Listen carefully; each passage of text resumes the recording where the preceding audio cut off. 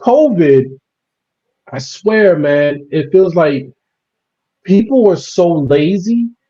Generally, us, big us, so lazy that we blame everything on COVID. Sure did. The kids can't learn because of COVID. The teachers can't teach because of COVID. The employee works. People don't want to come to work and do their job because of COVID. Like, you really think that 2 years of it was significant? It was a plague, right? But you can't put everything on that. That's just it's just an escape way of not going after real underlying issues. The problems we have with social media and people getting instant fame, that's about social media. That's about how we glom on this different personalities. People who do a lot of positive content, they don't blow up, but it be messy or be funny. Those two things will always give you a better chance of blowing up. So there's something about society that's what we want. COVID ain't got nothing to do with that, right? COVID made it so we had to come in the house. It's like one of the points you made earlier, when you were talking about like George Floyd, which was so perfect. Social media and COVID came together where people had to sit still and they could see what was happening, and that's how the world paid attention to what happened with Chauvin and George Floyd. The But perfect at the storm. same time, social media has gotten our attention to where we just move from one shiny object to the next. And I don't think it's right to blame COVID for our short attention spans. It's not right to blame COVID for people acting bad with power and influence because people have done that since we Well, started peopling. well, let me push back on one thing that I remember about COVID. The only thing I remember about COVID, and I've said this before, so I have the receipts. The thing about is that it slowed the world down. So when I say that it slowed the world down, if the George Floyd and the perfect storm is during COVID, when a situation like that happened, they didn't automatically move off that story like before. And be honest with you, sorry, America, but I'm telling the truth. And like now, you didn't move off the story until there was a conclusion, one way or the other. Before COVID, it have got what, a week, maybe a 2 week coverage. After COVID, same timeline.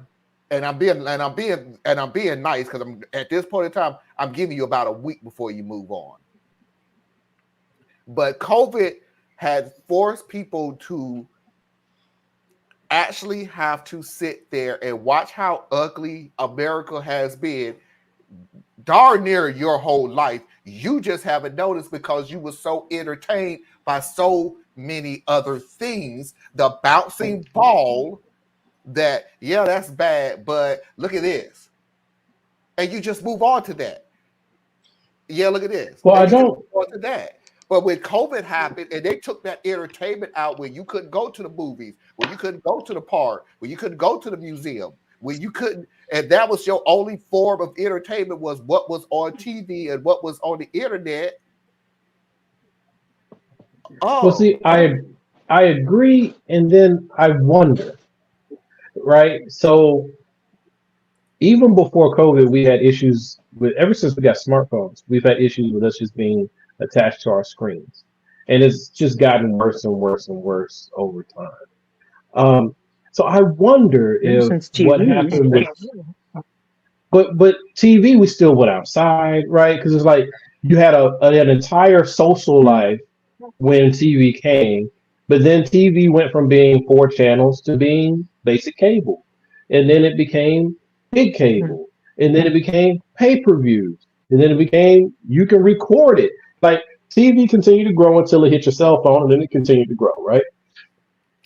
Right. So what I'm wondering is when we look back at COVID, because there are a lot of stories who did not get any attention, even though it was happening during the COVID time. we still have a limited amount of outrage attention that we will devote to things. But COVID to me was unique in many ways. But one of the ways it was unique was that young people across all demographics, they couldn't find jobs. They couldn't work. They couldn't go to school. They couldn't do anything. Like they were literally shut down. And all of a sudden they started seeing each other's commonality because when George Floyd hit and all the other murders and issues that were going on, the young people led the way.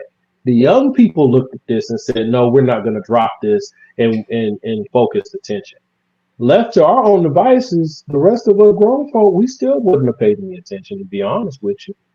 And what took George Floyd to the next level was not that it was on tape. It was because of the type of witnesses that were on the scene. If it wasn't for those specific types of witnesses, it would have been like every other time that the police killed somebody on video. And we had a what about and what happened before the video started and, you know, just comply. And, you know, so I wonder. I don't know. Mm-hmm. Can't go back anymore.